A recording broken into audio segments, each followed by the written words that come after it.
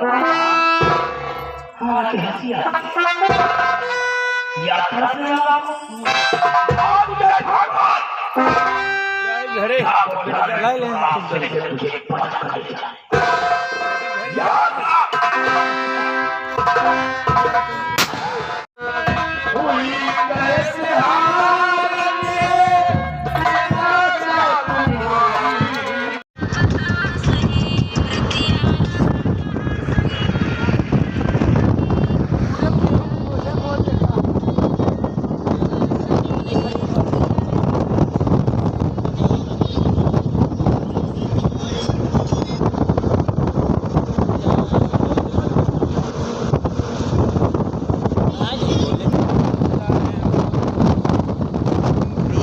मैया पुल से जा रहे हो कि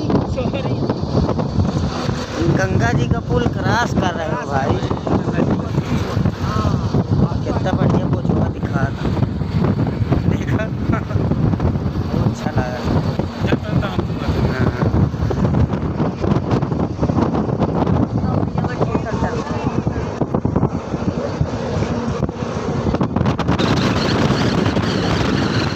हेलो दोस्तों, आप लोग देख सकते हैं आज हमारा कार्यक्रम बाराबंकी में था। हम लोग प्रोग्राम पर जा रहे थे, अचानक एकाएक टायर तक गया अगला वाला। हमारे ड्राइवर साहब फट गए हैं पूरा टायर, वो देख सकते हैं आप, ये देखिए, अरे एकदम पूरा फट गया है। अरे यार देखिए, टायर बदला जाएगा, टायर बदलने के बाद फिर हम लोग चलेंगे।